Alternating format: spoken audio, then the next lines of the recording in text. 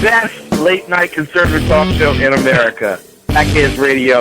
And listen, there are no people better on the air to give you the best in conservative talk than Sackhead Sean and Sackhead Clint. And we're working on the immigration papers for a certain other guy who happens to work here too. But for those who are tuning in around the world to the best in late-night conservative talk, Dude, this thing's not even staying on. What the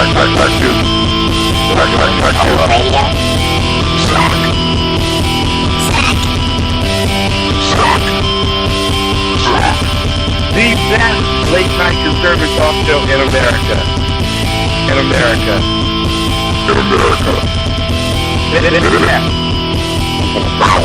And in this web was a large, I'm pretty sure it was the biggest spider I've ever seen. Hey, welcome to another edition of the Sackheads Radio Show. I'm your host, Sackhead Clint. This is September 9th, 2015. Seated to my left, after literally flying across the studio from getting the soundboard up and running. Waddling, flying, same thing. Flying, waddling, rolling. Rolling. Whatever. Is my friend and co-host, Sackhead Sean. How are you, sir? I'm good. How are you? I'm doing well, thank you. It's always a pleasure to be here in beautiful downtown, wherever the hell we are. And and just so that everybody has a clear understanding of what's happening here right now, Socko's not here again, and my computer is dead. Yes, it is. This is bizarre. That Socko's not here, or that my computer is dead. Both. Do we have to cancel the entire show? Do we have to cancel it because your computer's not working? Yes. Okay. All right. Very good. No. It's back. No. It does this. It gives me a white screen, and I'm not being racial. No. And then it goes black. And once it goes black, it doesn't go back. Whatever, Peaches. Until I hit the...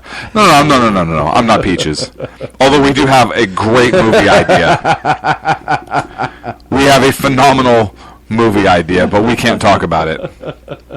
You're just going to have to wait and see if we actually get a script. And we actually have an excellent cast of characters as well. We do have an excellent cast of characters as well. It's so funny how things are born out of necessity. I was just saying earlier that I needed to have a laugh. It's been a rough couple days. Just, how life sometimes just takes control and does whatever it wants, and you just kind of get caught in the whirlwind. And that's been life for the last few days for me. So to be able to have a comedic outlet, and then to be able to come up with what I think might be one of the best movies of all times. And maybe I might be a tad biased because one of the characters is near and dear to me, T-Bone. Me? Oh, yeah, you too. I got Peaches. I'm just saying that. The Bob. Yeah, Liberal Jake, Carly. I just really think that this movie has legs. That's all I'm saying. We have the potential for a blockbuster. And it would more be like a cult classic along the Mel Brooks line. Like, this wouldn't be a... It would be like Clerks. You remember the movie Clerks Kevin Smith did years ago, and when it came out, not too many people saw it, but now everybody's seen it. It's like Office Space. Yes. I think it's going to be along those lines. I think it's going to be something magical. Right, like a, almost like a, how you say? Almost like a, Blazing Saddles meets Young Frankenstein meets Tropic Thunder. Yes, something to that effect. Right. Yes, very good. I think that's a very good analogy. Thank you. And maybe just like a touch of like Dumb and Dumber. A touch. Yeah. Just a touch. Just a smidgen. Right. A smidgen with a D. With a D. Absolutely. So we'll be working on that for a long period of time. Right. And I think it'll be... all I'm just saying is I'm picking out my Oscar suit now. The suit that you wear to the Oscar. I'm going to start picking it out. The Grouch, not the award show. There's no way that... Oh, no. Unless we just play ourselves. Right. Top movie, top comedy.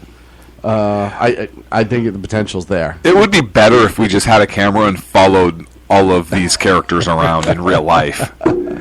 Well, but it would take the mystique away, wouldn't it? Because then you'd know them too well and realize that all of them aren't a stretch from reality. That's the problem. Right. You know, when you watch a movie or something like this movie will be, You're like, there's no way those people exist. exactly. You want to be transformed into, especially with comedies, you want to go into that world that they exist in and have fun with them. Right. Because it's not real life. If you realize that other people are having that much fun in real life every single day and you aren't, it could be depressing. It could be. It could be. Oh, I'm man. excited. I am very excited. I think it's going to go I well. don't know that the people who would be perfect to play the parts would play them. Probably not. Maybe like 2 out of 4. 5. 2 out of 5. 2 out of 5. Yeah. Vince Vaughn. Vince Vaughn, I think, would be in. And Giamatti takes some strange roles. That's all I'm saying. Okay. So you never know. Okay. The hardest part, I think, for us is getting somebody to produce it. I think that would be the difficult part. Yeah. And of course, dealing with us and a couple other people on set directing it. Not the actual director, but making sure that it stays true to form, I think. Which would be us. Us. I think that would be very difficult as well, but we'll get there. There's no way anybody would pay to produce this. No. We'd have to do it ourselves, low budget, like Good Will Hunting, but not as serious. Well, and the best part is without giving too much away. They were from Boston. You're from Boston. We could do this. Without giving too much away, think small town in the Midwest. Uh-huh. ISIS infiltrates. No. No? No. Why not? No. A comedy ensues. No. FBI gets kicked out. The FBI gets kicked out. That's all we're saying. The whole movie. The whole movie. Oh, man, there's a lot to talk about this no, evening there's when we not. I get don't to even those know what that topics. board How are you, says. my friend? I'm okay. Yeah? Everything Yeah. going all right? Yeah, I'm good. Good. And we literally talked about this for like 2 hours. Yeah, Just killing ourselves. That's the best part. I don't care if anyone else finds this funny. I think it's a friggin' riot. Oh, no, it is. There's no doubt. It'll be a quick script. I don't think there'll be too much scripting involved as much as off the cuff. Alcohol. Alcohol, scripted alcohol, which would be appropriate, actually, For all of it. for all of it. By the way, That's how we prepped our show tonight, that actually. is how we prepped our show. Had a beer and dinner, and Yeah. I got to give a shout. We can give a shout out to the restaurant, can't we? Yeah. It's complimentary. So Hoppy's in Sacramento, Hoppy's in Sacramento. great little brew house. You brought me there. It was the first time I'd been there. Great. Beer. I'd never been there before. Really? Because the waiter goes, "Hey, how you doing?" I haven't seen you in almost 24 hours. It's actually less than 24 hours, which is funny. You were there at lunch. But good beer, good food, and thanks to Hoppy's. And great company that you had. I did have great company. I felt bad that you were stuck with yours, but, Yeah. everything else, Quesaria. What? What? I don't even know what Quesara? that meant anymore, actually. So I think I have my computer up and running, no Oh. thanks to Sacco. No thanks. Whatsoever to Sacco None. for anything that he did right now. Where is he? I don't know. Is he on the way? He should be, right? He The show should. started 9 minutes ago. He should be a haven't lot of talked- things, We Sean, haven't talked about a damn thing in 9 minutes. which is perfect. we're right on schedule. Oh, a horrific schedule that it is. It's a great schedule tonight. It is a great schedule. I know. This is why I said Let's this. look at the big board of topics tonight. Okay. I get 2 surprise segments. No, gotta read them verbatim. It's segment 1, Surprise Sean. Segment 2, Surprise Sean Part 2. Right. Way to go. I just wanted to hear you say part deux. Followed by- And that I actually spelled it correctly, by the You way. did, as a matter of fact. Major props to you. Thank you. It's a little weird that you can speak French. But talk about the Iran deal, Russia and Syria. Not Russia and Syria, Russia in Syria.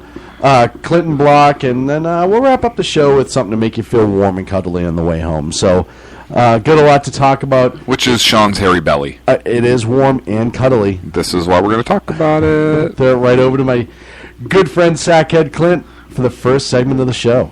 You're going to throw it over to me? Yeah. was like a quarterback. What if I fumble? Well, What if I drop the handoff? Well, it was a throw, so what if it's incomplete? quarterback like, I don't know, say Tom Brady, who's starting tomorrow night. Oh, is he? Yeah. Yeah, congratulations for that. He appealed his sentence. Now, why doesn't the NFL commissioner say, okay, yeah, 5 games got overturned. Yeah, you're on a 3-game suspension. Effective right now. There's no time to get an injunction. Well, most likely. So our first segment for Surprise Sean. What? Nothing. Go ahead. You're all wound up because you want to respond No. so bad. No. You do. I can see it because you get that look on your face. I think the federal court judge Right responded there. enough. Huh? I think the federal court judge. Yeah, but now responded enough. now Robert Goodell could just say, okay, 2 games. Yeah, I think Nanny nanny boo boo. you're right. He absolutely could, and then the impending lawsuit would be ridiculous, Ridiculous. and he'd probably lose his job at that point. He's a dick taster. I mean tater. Tater. I said tater. Like mashed. Dictator. Mashed. I mean, he's a mashed tater. He's a mashed tater. He's a mashed, not mashed dick, but tater. Either way. So Florida gunmaker has produced a rifle that Muslims will not use. Why? Have you heard about this? Hold on. No Googling it. This is Surprise Sean segment. Put your phone down. I'm videotaping. Phone's down. I'm videotaping it. You're videotaping yourself. Well, it's too late. You already got the crux of the story. Okay, so gunmaker, anti-Muslim gun. In Florida, makes an anti-Muslim gun. Spikes Tactical and Apopka etched its new AR-15 with a Bible verse that says, "Blessed be the Lord my rock, who trains my hand for war, my fingers for battle." That's awesome. Right? So he made it an ISIS-proof weapon. Yes. The company spokesman, who's a former Navy SEAL, Ben Thomas, says that, hey, by putting a Bible verse on there, we're pretty much ensuring that our weapon's not going to be used by terrorists.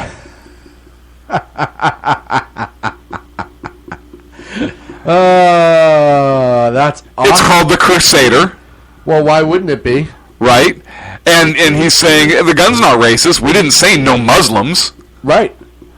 We just put a Bible verse on it. And that's okay. So the scripture is etched on one side of the magazine well, and on the other side is a cross. That dates from the Crusades of the Middle Ages. But that's all right. I agree. You're not saying... I think it's now. Hang on a second. It gets better. The safety selector switch Yes. has 3 settings: peace, war, and God wills it.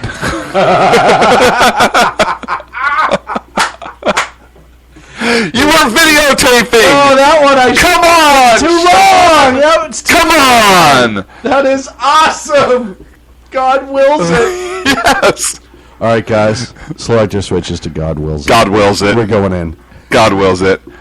Oh, it's great.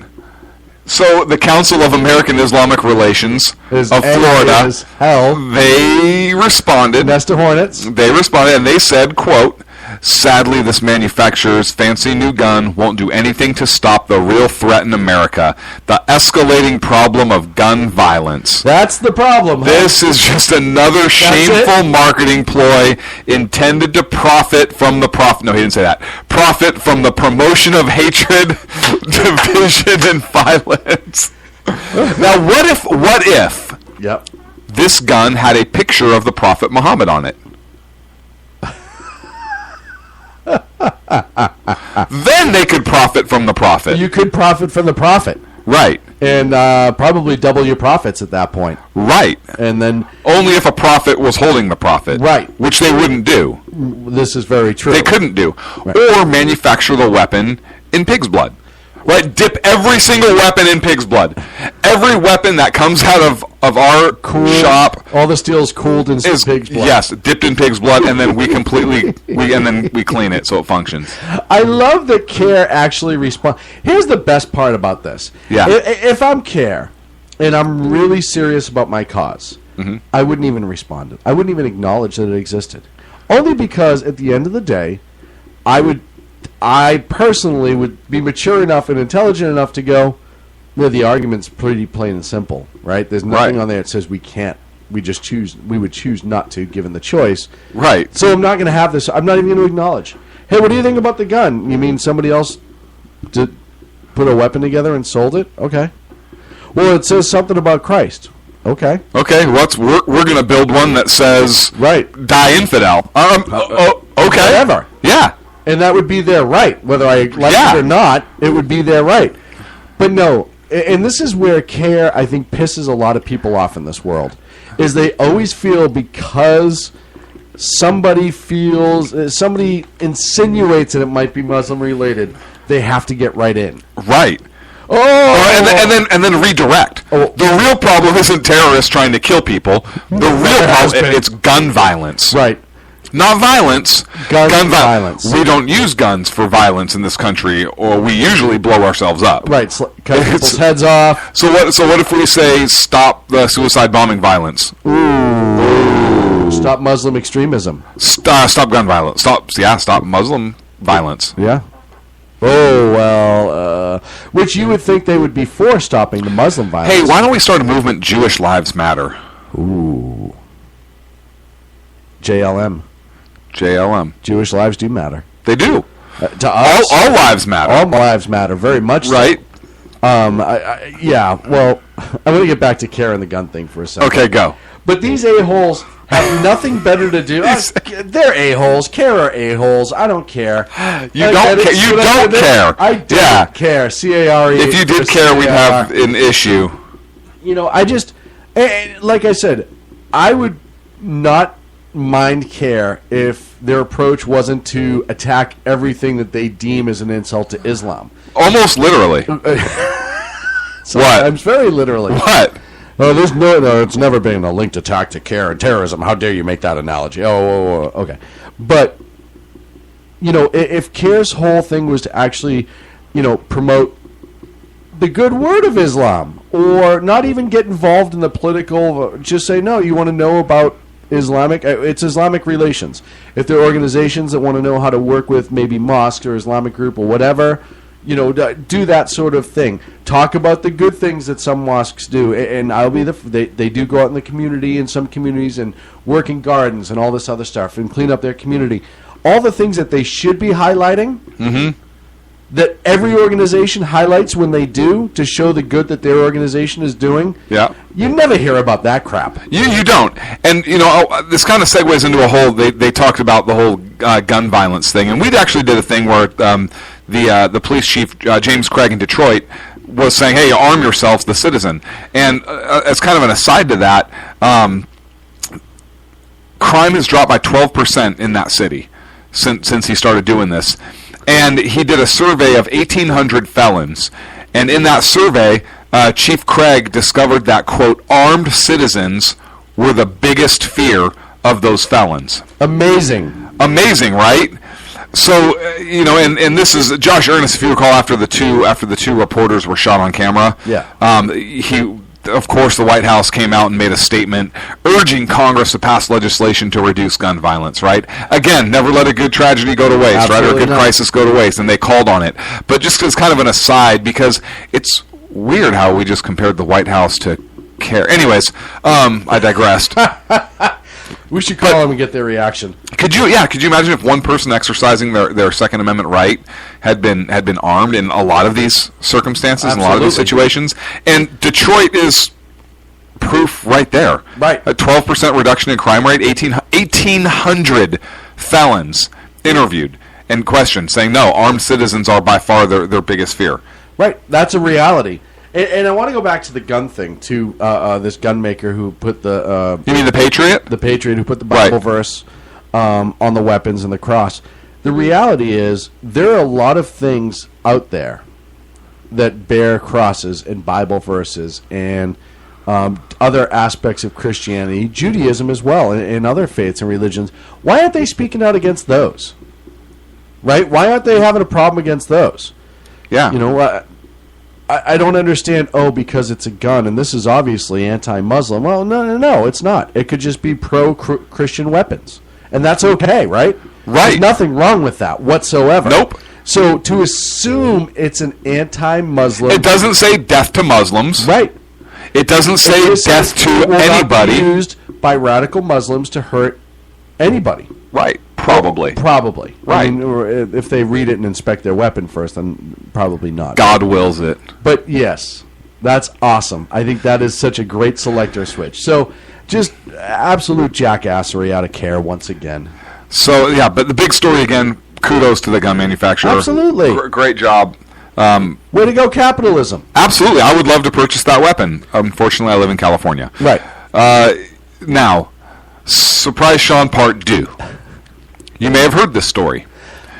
New Orleans is using a little-known ordinance. No. Get your fingers off the keyboard. No, I'm not Googling. Okay. They use a little-known ordinance that allows them to remove any statue or monument that it deems a nuisance if the statue honors, praises, or fosters ideologies which are in conflict with the requirements of equal protection for citizens as provided by the Constitution and laws of the United States. So what they're trying to do is they are trying to remove Confederate statues that are up, including statues of Jefferson Davis, Robert E. Lee, who was a huge payout. Like Robert E. Lee was an amount. They named a submarine, a ballistic missile nuclear submarine after him. Robert E. Lee was a general who fought for his state. He was a West Point graduate. He was very well respected on both sides. Both sides, absolutely was. But they're trying to remove statues of these individuals, even though they did have a role in American history. And there's a professor, and he's showing how absurd this movement is by issuing basically an edict. His name is Tulane University Dean of Continuing Studies. Richard Marksbury is his name. And he says, hey, we have to take down the statue of Andrew Jackson. Yeah, Old Hickory. He said, we have to take down, it's a statue of Andrew Jackson that he's on horseback, and it has marked the square since 1856. And he really doesn't want to see any statues removed. He's not serious about it, but he's demonstrating how absurd this whole movement is. Exactly. So he says that, hey, Jackson owned slaves. Jackson battled against the Seminole Indians in Florida. He ordered the Cherokee Nation onto reservations. Jackson signed the Indian Removal Act. All of these things... Kicked the Brits' ass. Kicked the Brits' ass in 1812. Yep. Right? All of these things, except for kicking the Brits' ass, although it does technically now they are our allies, right? Right. So all of these things... So it's a hate crime now. Right. He's going to be retro-charged with a hate crime against the Brits. Posthumously. Convicted. Impeached. And then, and then they'll impeach him posthumously. So all of these things...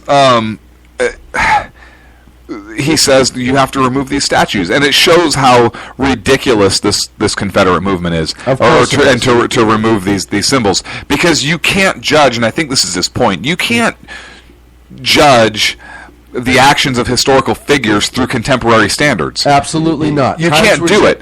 Times were different. Times were completely different. Absolutely, times were completely different. You can't even judge the 1950s to now. It just doesn't happen. It's unrealistic. What the problems of the day they were dealing with were not the problems now. And to sit except for genocide and... But to sit there and... But like within our history, right? To sit there and look back at what somebody did 200-some-odd years ago, and the reasons that they did it, and the time and the place and the way the country was and the separation, and you don't realize that the people there, whether true believers or not, did it for the reason of the time. No differently than if there was a incident or a series of incidents or whatever that, look at last year, you had states voting that they would secede from the country, because they were angry over things that are happening in government. It's not all that different. Look, what if 100 years from now, 200 years from now, somebody realizes that Iran actually destroyed the entire Middle East with nuclear weapons, and there was a statue of Barack Obama as the first black president, which I'm okay with. Yeah, I don't care. I disagree with the man's policies all day long. I think he is a raging socialist. He is a huge progressive. Give him a library, give him a statue, I could care less. Right. Look, the man was still president of the United States. Right. He was still the first black president of the United States. Second. Oh yeah, because Bill Clinton. Right. Yeah. He should have a statue. Right. He should have a library, right? People should be reminded Of what socialism is. what when it gets socialism elected. is. Thanks for stealing my thunder.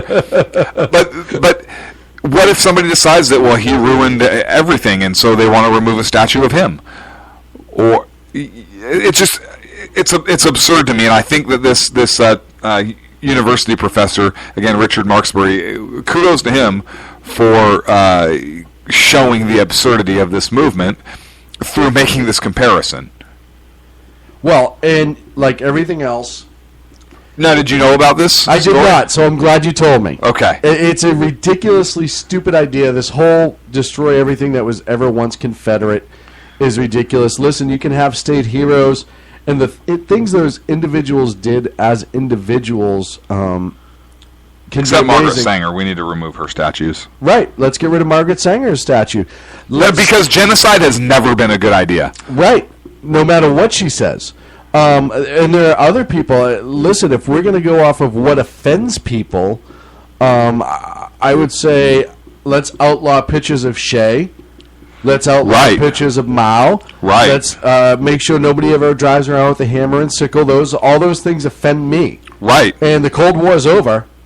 Right. We're about to start the ice war, remember? Right. We're getting into the ice war, dealing with the real ice hole in Putin. Right. Yeah, because they're going to have to cut it to see what's in there and Right. drill. And yeah. go. So, but all those things offend me because of what they stood for. Mass murder, overthrowing governments. Mao, I can't even count the amount of people that he killed. I don't think The amount of people? the amount of people. All those things offend me. So let's outlaw any. I don't even want to teach about them. Let's outlaw everything offensive, period. And that way Right. nothing would be legal. Or nothing would be legal. Nothing. Right, we'd all be in gray suits, walking around in like a pale gray suit. Gray's offensive because it reminds me of aging. Ooh, flesh-colored suits. Yeah, but who's flesh? Like, that has to be all-inclusive. No, depending on what you can wear, whatever color you want. It's just plain flesh jumpsuit. You remember like the 1970s, like the speed suits they used to call them, that all the guys used to wear that were like just a one-piece zip-up with like the belt that went around the Yes. stomach, and 3-inch Italian loafers. The zip-up sides. We need some of those jumpsuits. Everybody has to wear those. I don't care if you're an infant or 95 years old. Everybody has to have a would speed wear a suit. speed suit. And flesh tones are the only things allowed. There was that one guy who turned blue. Remember that a couple years ago? He had a skin disease that actually made his skin turn blue. Really? So he could sue for discrimination if he had lived. Because if we're all wearing flesh tones, because that's all that's accepted, and there's no blue out there, I wonder if he could be. You make a special exception for him. Well, only he can wear blue because it matches his flesh tone. I'm just throwing out ideas. Yeah, throwing because out- otherwise you're not all-inclusive, right? Right, and we have to be. It's about always being all inclusive. It doesn't matter how many people your hero killed. It doesn't matter how your hero impacted or your anti-hero impacted one way or the other.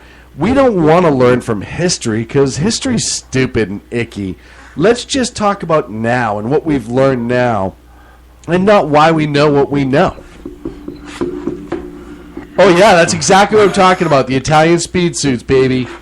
I want one anyways. I want one just because. We should wear that. I move that we wear that to the next Sackhead event. All right, but I got to grow the mustache. We get Sackhead speed suits. Even though I'm not Italian, I'm going to wear it zipped down to my nipples. Do we get it from the site? I think it's Plaid Stallions. I'm going to wear it unzipped to my nipples, and I'm going to have that little Italian pepper chain and a couple other ones. Jumpsuit leisure living. Oh, yeah. Just look at how comfortable those guys look. It's just heavenly. That I think the Italian boots, you need the whole package. The second best newsman in the business is in the chat room. I bet you Dan back in the day had a speed suit. I bet you Dan has a speed suit. Oh, you think he still has a I speed think he suit? still has a speed suit. I would love to see if he actually had the speed suit. Oh, man. That is just awesome. We got to take a break. When we come back, Iran deal. The Iran deal. It never seems to go away. Right here on the Sackheads Radio Show live on the SHR Media Network. 3445. I got Conservative media done right. You're listening to the SHR Media Network. having an In a embroidered. world controlled by corrupt politicians. You got a business. That you Butcher's didn't build Sacos. A team of ordinary men emerge from the ashes to give voice to the voiceless and hope to the hopeless. Sackhead Sean. Dude, I'm not saying cow for the stupid pro. Sackhead Clint. All good friends of ours usually show up drunk. Also starring Sacco as the producer. I'm a little bit drunk, 'cause I'm drinking.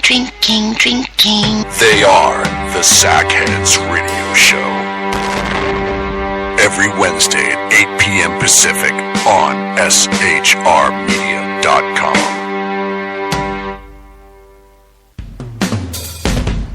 This is Tammy Jackson, inviting you to join me on the Tammy Jackson Show every Tuesday night at 7 p.m. Pacific on the 405radio.com. Put down that remote and tune into the show that covers politics, guns and the Second Amendment, religious liberties, sanctity of life, the military, and more.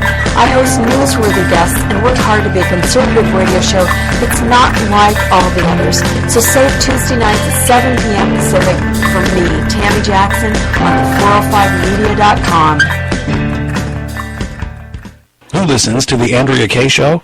Let's find out as we eavesdrop on listener Roger Johnson in Encinitas. You know, if our policy is going to be bring any child who comes across the border, we have to take them in. Okay, so apparently Roger fell asleep in the middle of my brilliant political tirade, and now he plans to sue me because I put him on the air, sleeping. Obviously, he's a liberal. Snoring, not an option while listening to the Andrea Kaye Show, Tuesday mornings at 11 on Financial News and Talk. You know I'm right. Y'all know I'm right. Hello, I'm Matt, a student at Hillsdale College. Here's Hillsdale President Larry Arnn on the continuing relevance of the Constitution. Many argue today that the Constitution is outdated because it addresses problems peculiar to the 18th century. Some parts of the Constitution do read rather quaintly. Consider the injunction against titles of nobility in Article 1, Section 9 of the Constitution. But is that so outdated? The purpose of the injunction is to prevent the government granting special privileges to some for partisan reasons. This strikes at the heart of the rule of law. The crony capitalism so common today is a place where the government bestows favors and tax dollars on some businesses to give them a leg up over others. This is exactly the kind of thing the Constitution was meant to prohibit. The Constitution is not so outdated after all. This Constitution Minute was brought to you by Hillsdale College. To join the national conversation on the Constitution, go to constitutionminute.com. And we're back here on the Sackheads Radio Show, pricing out speed suits as much as we can and getting ready to call everyone mama. Well, thank you so much for joining us. Hey there, pretty mama. Hey there, pretty mama. Does that mean we can bring back like CB radios and stuff like that? Oh, yeah. Yeah, I have to. Yeah.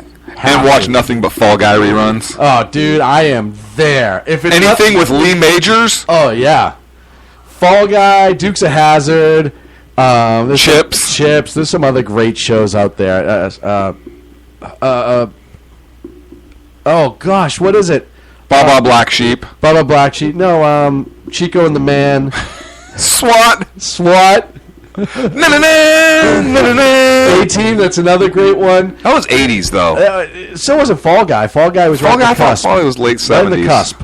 No, it was 80s. Was it? Yeah.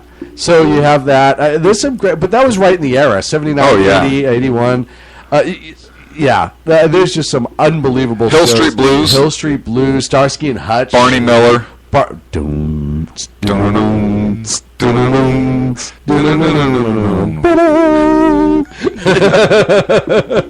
It's a great episode. Oh, man, there's so many. So we're going to have to all wear our speed suits some night and really have an event. You know what? Maybe election night coverage for next year.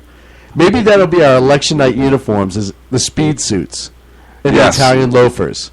That would be outstanding. No matter where we are. If we're at home, if we do an away game, say down in Texas or whatever. Yes. Speed suits. Me, you, and we're getting Dan Butcher in a speed suit. He's saying not on our life, but no. Dan is absolutely getting in a speed suit. He's saying bring back disco, baby. I could get some. I listen to ABBA all the time, so yeah, I'm down for it. Oh man, the Iran deal that never seems to go away. Oh gosh, so it's not going to go to a vote, which is kind of weird because you would think that's something that you'd want some sort of affirmative or negative decision by Congress about. You know, it's just, especially since it's a treaty, but nobody will call it a treaty. But it is a freaking treaty by definition. You know, it's one of those things. So the fact that Congress doesn't say, no, this is a treaty, you need 2/3 of our approval, you don't have it, this is no good, and then make the Obama administration take it to court. But they're kind of kowtowing. They're kind of saying, oh, we're not going to hear a debate on it, and we'll vote that this deal is no good, and so we'll send it to you, and if you veto it, well, then I guess it's an okay deal. No. Right? No. Boner should stand up tall. Yep. Bitch McConnell. Bitch McConnell should stand up tall. Boner should get rigid and get hard and say, no, this is a treaty. We'll put it to a vote as a treaty. You need 2/3. You don't have it. It's void. Right. And there's nothing you can do to override it. Right. We deem this a treaty. You can call it whatever you want. Yes. I could go outside and call my pickup truck right now a Prius. But in California, that won't qualify me to drive in the super special lane because I don't have the little sticker. Right. But no, I think that's like a Prius. It's economical. For me. For me. Right, I deem it. It's not a 68 Delta. Oh, baby. Right. I'm showing up in that. Right to the speed suits. Right. Right. But for them to not even have the stones, and listen, bitch and boner, if I'm the leader of conservatives in either the House or the Senate, I want this to go on You record. just said bitch and boner. I don't know if you noticed that. I know. A comma is very important. Bitch, comma, boner. Or an and being clearly because if you said bitch and boner, that's a lot different than bitch and boner. Well, this is very true. I just want to point that out. Bitch McConnell. Okay. And boner. Right. No, I want to have my constituents. I want to have... Because I don't know if you have a picture that you're looking at on your computer screen where you're like, bitch and boner. I don't know. But I want to have my people on record as saying, no, we deem this a treaty. This is one of the biggest deals that has... Treaties. Well, I meant like a big deal like we are. It's a big deal. Oh, that's because we're not a treaty. It's a ruckus. It's a ruckus. But yes, it is a treaty. It's one of the biggest treaties we have put forth in a long time. We're entering into a treaty with the Islamic State, the Iranian government, the Islamic, whatever they call it, of Iran. But it's the mullahs, and they're bad people. We know they're bad people. Mm-hmm. Oh, it's going to safe and stabilize the region. Bullshit! We know it's not going to stabilize anything. Right. We see what happened in North Korea. Is North Korea a stable region right now? Oh, yeah. They were about to go to war 3 weeks ago. They are at war. Well, they're always at war. They were about to rehash it. No. You know, we still don't know where their subs But they are. didn't, Sean. I know, but they didn't. And almost the exact... And the North Koreans got their nukes almost the exact same way the Iranians would get it. You had Clinton go out and give almost the exact same speech that Obama did. Nothing is different. Nothing. So I don't understand why the conservatives don't get a friggin' backbone and step up and take a friggin' vote. Yep. And you know what? For the two of them to be little pains in the asses, pansies, I'll say it, pansies. Pansies. And not put it on record is ridiculous to me. And think about what a message that sends to your constituents. Because, listen, they've done polls. This isn't exactly a popular deal. So you're sending a message to your constituents. I hear what you're saying. I agree. We're going to vote. and it's going to be on record, and because you don't have the 2/3 to pass it as a treaty, which is why they don't call it a treaty. Right. That's exactly why. Yes. Because they know they wouldn't have 2/3. Right. They know they wouldn't have it. Right. So they can't call it a friggin' treaty. So they're going to take this. It's Obamacare all over again. They're just going to call it whatever they want to call it until it gets passed and signed, and then it's law, and then you have to undo it. Well, who's going to undo a nuclear deal?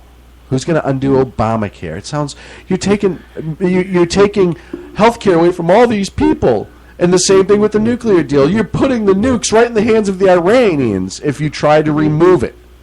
So they set it up for failure.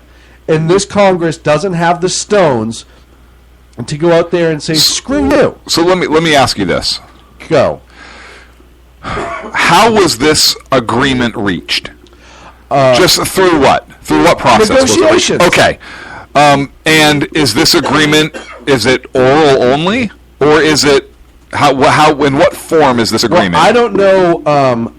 I don't know what happened behind closed doors, and oral may have been involved. With Kerry. But in terms of in general, it was written down on paper. Okay, and was it written down by just citizens of a certain country, or was it written down and negotiated, to use your term, by other people in?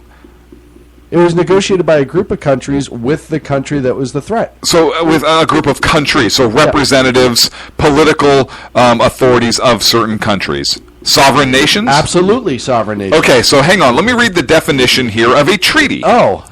It's almost like you were walking me down the road. Definition, but I didn't. Right? Definition of a treaty. Merriam-Webster, folks. Number 1, the action of treating and especially of negotiating. Number 2, an agreement or arrangement made by negotiation, a contract in writing between two or more political authorities as states or sovereigns, formally signed by representatives duly authorized and usually ratified by the lawmaking authority of the state. Right, so everything that's going on here, with the exception of the ratification of it. A document in which a contract is set down. It's a frickin' treaty! If it walks like a treaty, talks like a treaty, you smack that bitch like a treaty. It's a treaty. With the 2/3 vote against. And bitch McConnell and flaccid Boner won't even have the balls to say treaty, put it to a vote. It's not going to pass with 2/3, and it's therefore not going to go into effect. And there is nothing the Obama administration could do about that. Exactly. And then if they try to force it through, no. There's no funding because we have the power of the purse. Yep. Poof. Poof. Right? You literally have Boner say that. Poof. Yeah, they want your funding. Take it to the court. Do whatever you want. Do whatever you want. You're not going to find it legal. But it's not going through. This is a treaty. But the Republican leadership is legitimizing the president's argument and position. Right. Even the White House says, no, it's not a treaty, it's an agreement. It's in the frickin' definition. It literally is the...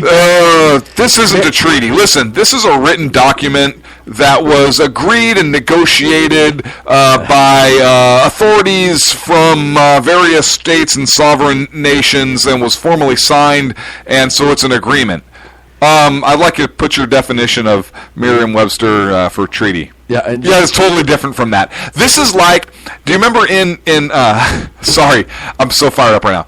So in the movie Interns, yes, right, when Vince Vaughn's character is talking about his idea no, you take a picture and then you put it on the line. It's there available right away, right? It's online. That's Instagram. No. Instagram is you take a picture, right? Click, and then you put it out there for people to see, right? They comment on, right? Yeah, that's Instagram. This is totally different. This is you take a picture right now, click, and then you put it on the line. What? They're like, what? That's what he's doing. Well, and you know, it's just crazy to me that you put it on the line, and it's silly to me that nobody is fighting this as they are. It's silly. Right. It's silly to me that you don't have it. And listen, if I am if I am the leader of the conservatives, and you know what? If I'm the leader of the Democrats, too, I want to have something set in stone one way or the other, right? Because 2016 is coming around the corner. These guys are trying to get reelected, some of them. If I'm the Democrats, I want to say I voted for it. So I would be asking for a vote as well. The fact that nobody, well, other than us and some of our dearest friends, but the fact that mainstream media is not making as big of a deal out of the fact that this is actually a treaty is upsetting. They're not doing their job. Most people don't know that it's a treaty, and the ones who do in this country don't understand what you have to do to pass a treaty. Why aren't the other members saying this? Weird, right? It's almost like they're all afraid. All in cahoots. They're all in cahoots for the money to go poof. And it's sad. I think that we've just lost our way. And listen, a lot of the reason there's not enough outrage about the people, for the people, is a lot of people don't know what it takes to pass a treaty or accept a treaty. They just think that the president can sign whatever treaty they want.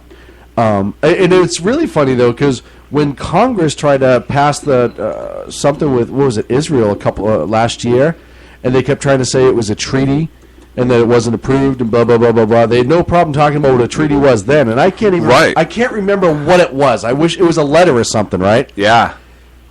Yeah. Oh, and they kept trying to say it was a treaty because they were reaching out to a foreign government to negotiate. And they kept trying to say it was a treaty, and it wasn't initiated by the executive. I don't remember the specifics, but they had no problem talking about right then and there what a treaty was. But now they don't want to talk about it, which is ridiculous. And again, at the end of the day, and Agador's in the chat room nails it perfectly, what we're worried about rhetoric in this country and rigmarole and who's going to get reelected and who's not going to get reelected, we still have our allies in Israel that no matter what happens has to live with the outcome. So that's absolutely correct. And here's the thing. Look, the Federalists actually dealt with the treaty issue also. It was the Federalist number 75.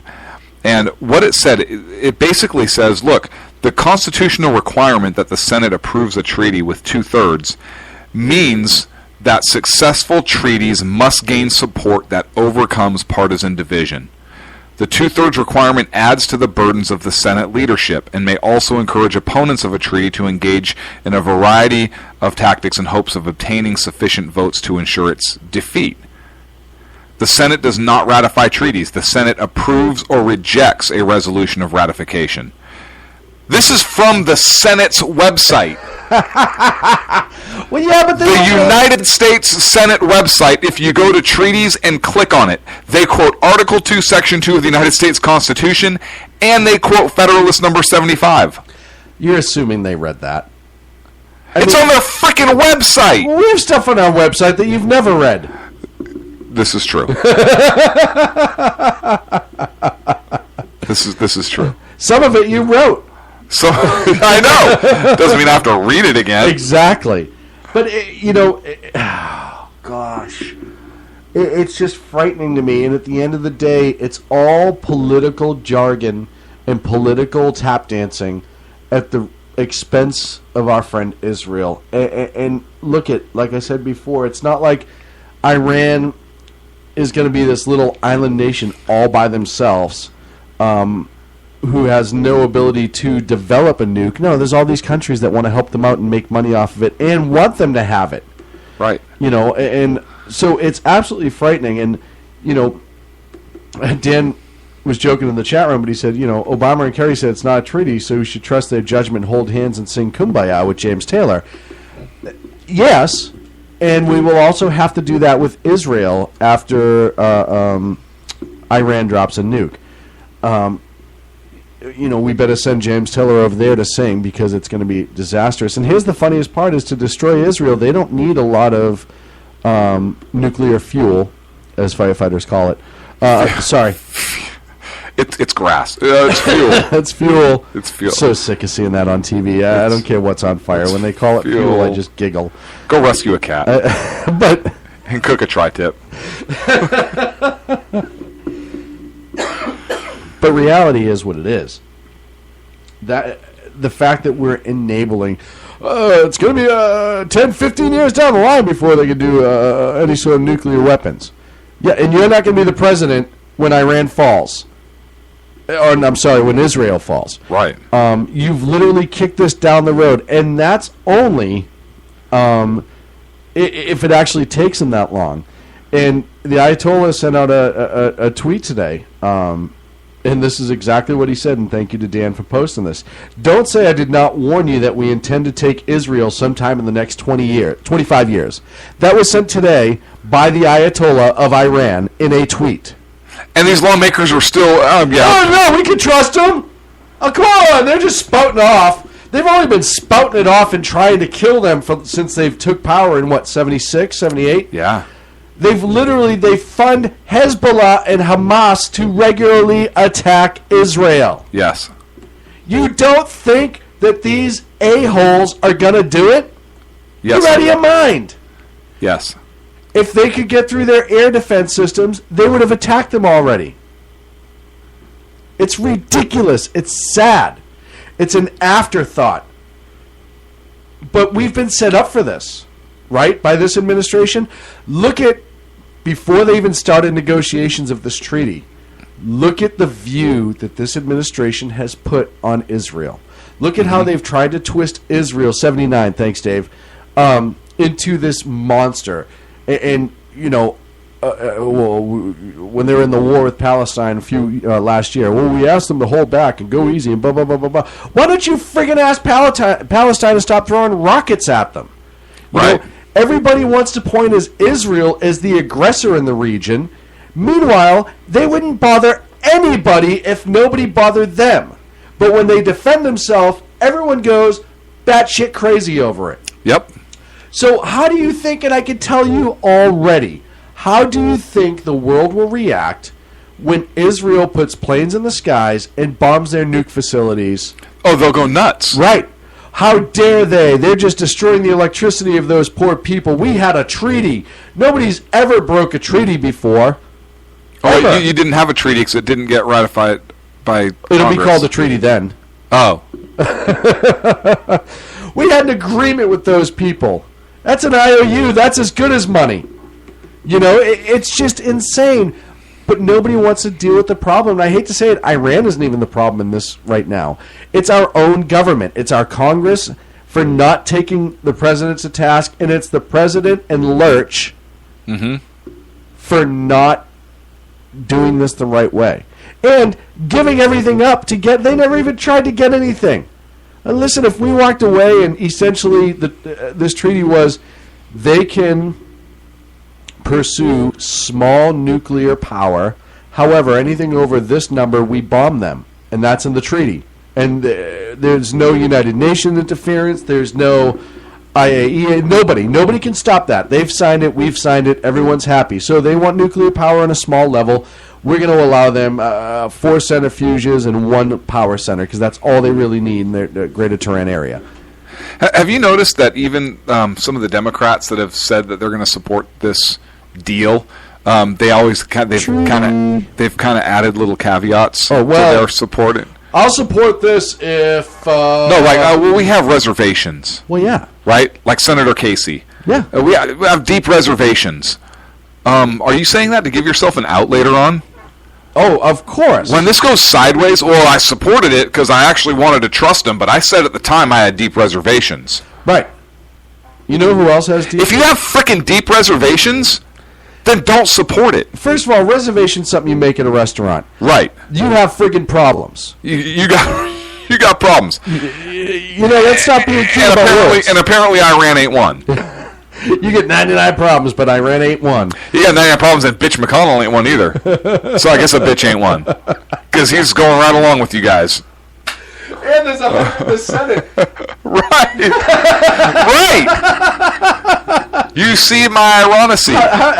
Ironicy is a word I just made up. 99 problems, and Iran ain't one. Oh, man. So we'll monitor this, but you know what? Congress needs to stone up. They need to allow their nuts to drop. And if they don't have nuts, they weren't born without them. They need to, whatever it is that drops. Something needs to drop, and you need to stand up and do your friggin' job. Speaking of, and I think 99 Problems and a Bitch Ain't One, I believe that was Kanye who wrote that, if I'm not mistaken. Did you hear he's going to run for president in 2020? Oh, good. He posted that, or alluded to that on some talk show. He's an asshole, isn't he? He's such an ass. But immediately, and of course the internet responds amazingly, as they always do, which, as much as I get angry with certain things on the internet, when something like that happens, you always have those people like, yeah, Kanye 2020, but the people who absolutely understand the ridiculousness of the statement and exploit it just make me so happy. Somebody immediately put Kanye's face on President Macho Camacho from the movie Idiocracy, and it was everywhere, and so many campaign quotes, and so it was perfect. It was absolutely perfect. That's great. If you haven't seen the movie Idiocracy, you've seen it. Yeah. It's essentially, it's Maya Rudolph and Luke Wilson, and they get put in these time capsules. Well, she goes in by accident. He gets put in. She goes in because she's trying to outrun her pimp, which is exactly why she volunteers. But the time capsule opens 45 years in the future, 50 years in the future, and we've dumbed ourselves down so much that we have an MMA fighter for president. Nothing grows because we keep trying to feed all of our plants Gatorade. Gatorade's got the nutrients you need. Oh, right. It's get the things that plants love. Right. Starbucks has completely changed the way they do business. But my favorite part of that movie, well, there's actually a lot of great parts, but everyone's just like a dumb redneck, essentially. But one of my favorite parts What's wrong with rednecks? They drive to Costco, or they take the train to Costco, and Costco is like a city size. It's so big that a plane crashed into some of it, and the rest of it was still open. And not a little plane, like a full-size, like 747 or something like that. You can get your law degree at Costco. It's just, if you haven't seen the movie Idiocracy, it was made about 15 years ago, sit down. It's funny, but at the beginning they explain the dumbing down of the nation, and that's really where we're headed in this country. It's sad. It's almost like a prophecy in a really sad sort of way.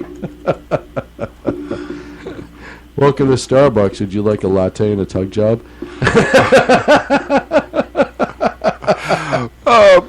Rondo. Rondo has what plants need.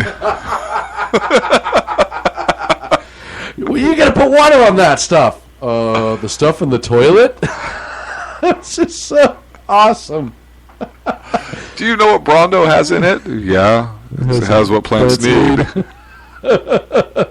I like money.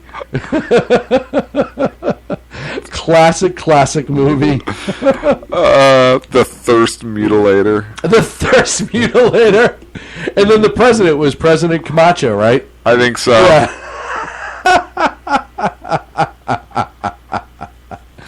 Oh, man. Thirst Mutilator. Oh, yeah.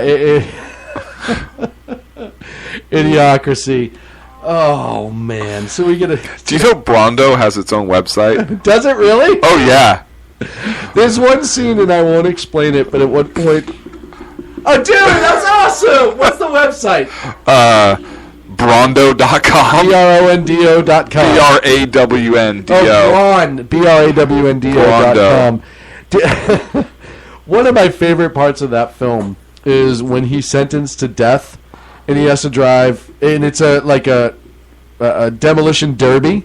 Mm-hmm. Only he's in this little Volkswagen Bug, and he's going up against like 4 monster trucks. But they put an appendage on the front of the Bug that just... I watched that scene over and over again and laugh hysterically. And if you have to see the movie, it'll actually give you a little bit of a spine tingle. Like, it'll make you a little nervous as to where we're headed. But it really... Brondo has the stuff that plants need. It's good nutrients.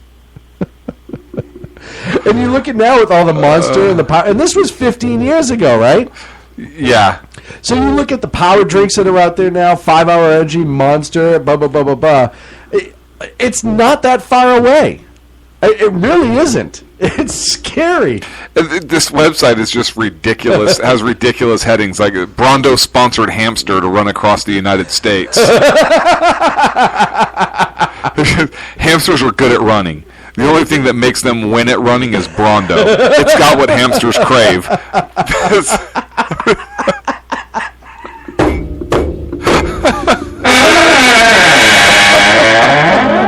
We're up against a break. When we come back, oh man, they're already rushing into Syria. And more bad puns right here on the Sackheads Radio Show, live on the SHR Media Network. In a world controlled by corrupt politicians, You got a business. That you didn't build that. a team of ordinary men emerge from the ashes to give voice to the voiceless and hope to the hopeless. Sackhead Sean. Dude, I'm not saying cough was stupid, bro. Sackhead Clint. All good friends of ours usually show up drunk. Also starring Sacco as the producer. I'm a little bit drunk, I'm a little bit drunk, 'cause I'm drinking, drinking, drinking. They are the Sackheads Radio Show. Every Wednesday at 8 p.m. Pacific on SHRmedia.com.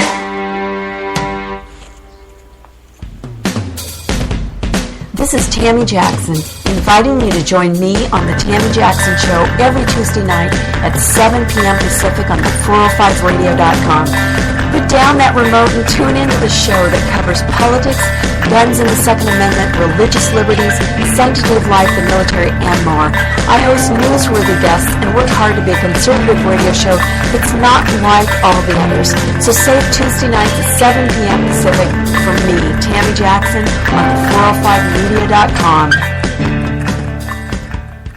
Who listens to the Andrea Kaye Show?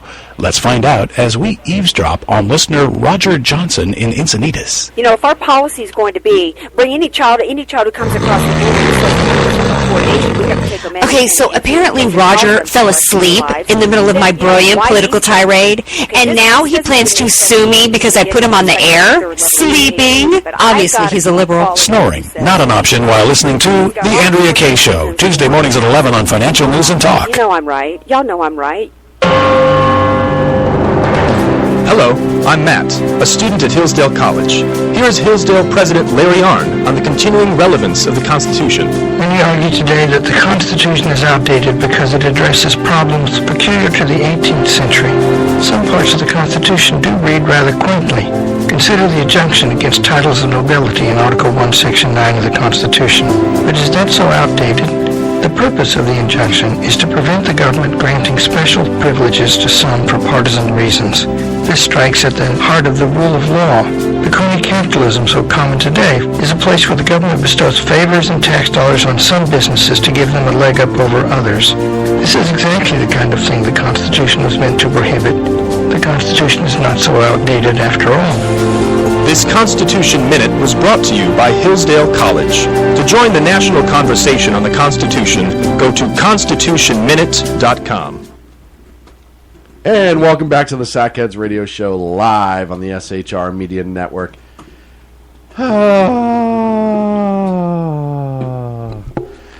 Finally made it back. Whew. You know, without Sacco, I feel like I'm doing all the work. And I don't like that feeling. We don't like that feeling. Right. Sorry, Goose. But I do. I want to point out something. Yes. Today marked, like, Queen Elizabeth of England's. She essentially became the longest standing ruler. And hats off to her. And I actually like the Queen. World War II vet. Kind of a badass. What? Vet actually fought. Yeah. She actually did some cool things over her years.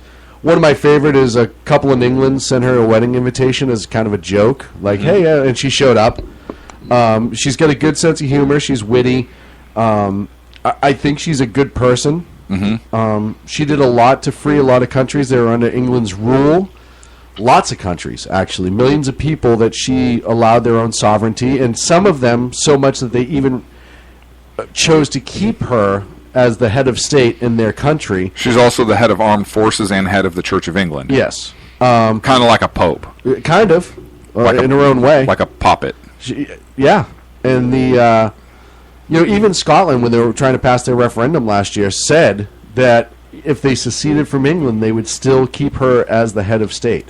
So, it shows you the respect that, and rightfully so, she deserves. And I did some research, and I found some facts that I didn't know. And some of them are a little outlandish, but some of them are, I think, pretty close to real. So, and of course, I got this from a website called The Chive, but it's tweets, hashtagged Queen facts. Most people don't know is the real Queen actually, according to this tweet, died in the 60s and was replaced. And it can only be revealed if you play the British national anthem backwards. She wasn't always destined to be queen, but in 1946, her owner gave her a sock, and she was freed from being in the House of Elves. 1 year, did you know this, Clint? When Roger Taylor from Queen came down with appendicitis, he was the drummer.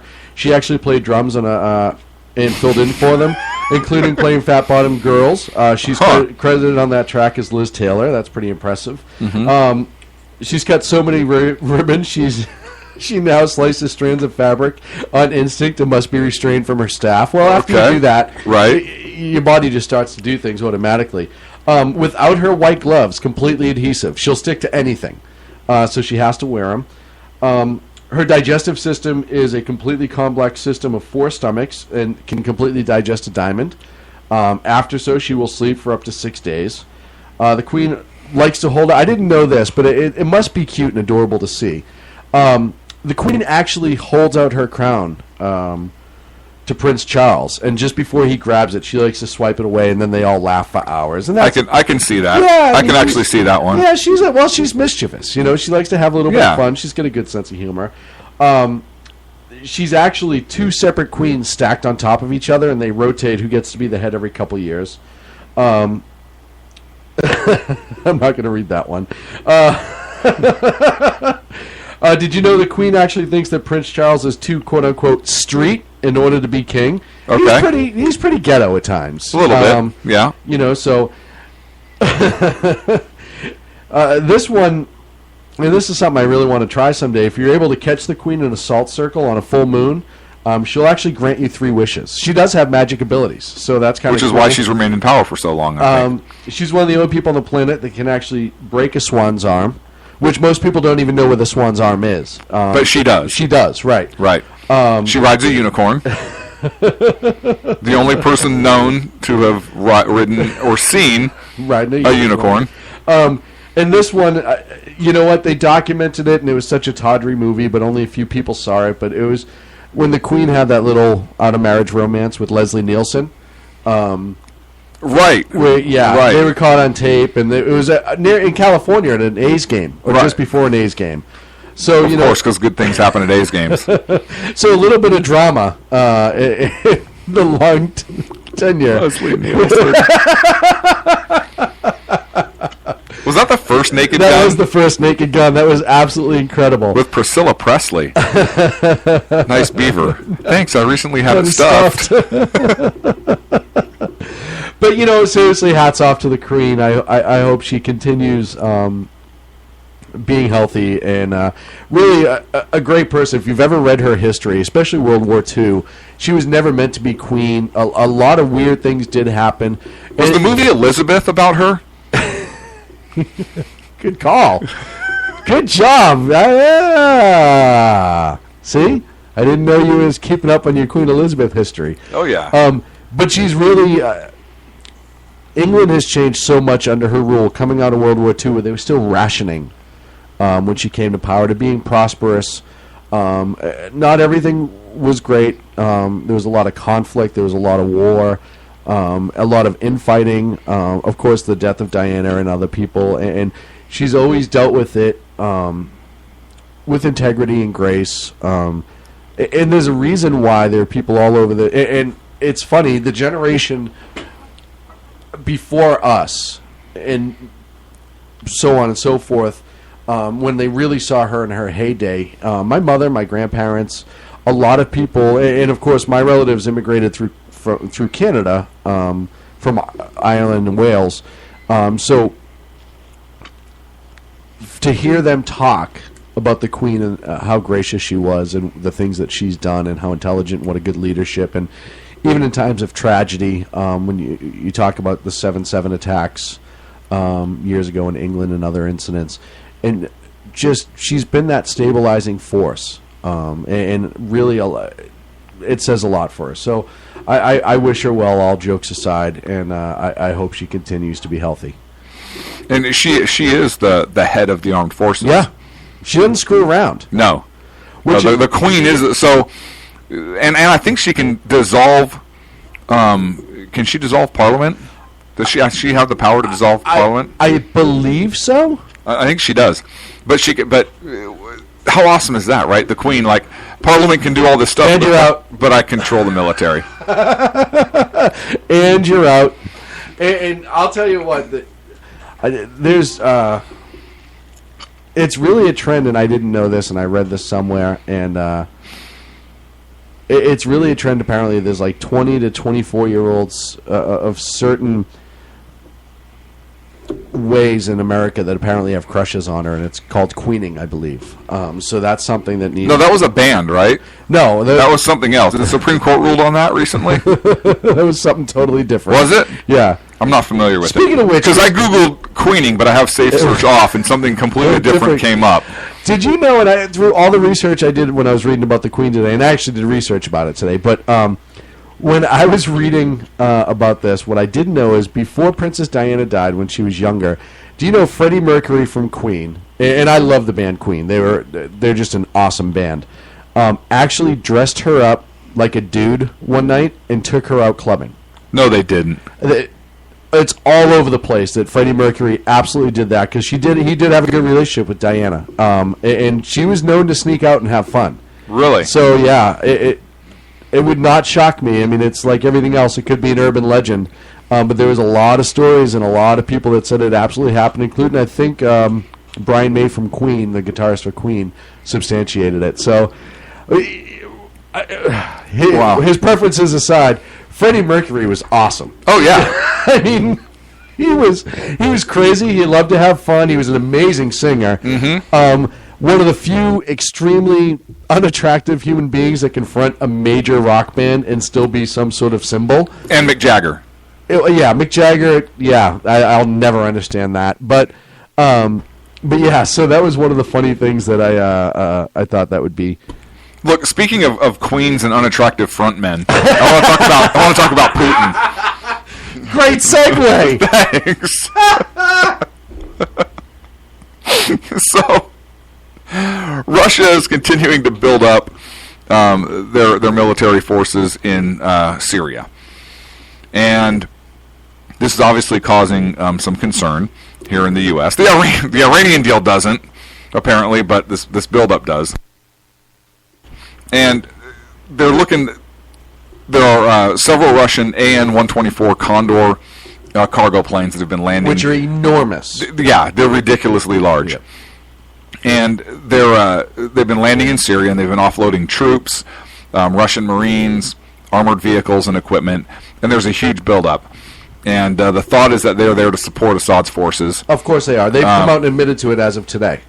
Oh yeah, they're fighting terrorism. Yeah, Russia's not denying the military buildup at all, which is unprecedented. It's enormous. And of course, again, Russia's not denying it at all. But Syria has been involved in a civil war. Well, everybody remembers Obama's red line, which he did nothing about. And they're saying that they're fighting Islamist militants. Right. Which they consider to be the rebels and anyone that doesn't fall under the Assad government. Yep, Russians have they've built 100 additional housing units along in a coastal city by the Mediterranean. There's evidence that Russian troops are engaging in combat. Oh well, over there. There was a video that came out a couple days ago that showed Syrian forces being supported by Russian armor. Mm-hmm. And there was Russian being plainly spoken on the video between soldiers of the Russians and the Syrians. So absolutely, there's no questions right now. There's no anything about why or if the Russians are actually on the ground fighting there, which is kind of amazing, in my opinion, because it's not just an advisory role. You know, you could they're fighting. They're full on fighting, right? With the Ukraine and Crimea, they said that one of their biggest statements for a long time is if we have members of our military there, they're strictly as an advisory role. This is totally different. This is full on combat. They're actually engaging what they deem to be the enemy, and they're taking a very active role in it, which further solidifies that relationship. And listen, Russia can't let Cyprus fall militarily, Syria fall because of the base.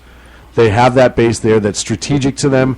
They have a lot of military. They need Assad in power. They need it, which this administration has said, we don't want Assad in power, but nothing else will be done about that. Well, they don't want Assad in power, but remember Pelosi going over there and making out with him. That's an unconfirmed report that she was actually making out with him. Well, I just meant politically. Oh, yeah, which is kind of funny because I thought it was illegal for members of Congress to go over and try to push. Well, that's neither here nor there. It's all right when she did it. Which it's probably the only woman that Assad probably didn't hook up with, because even he was like, yeah, that's not going to happen.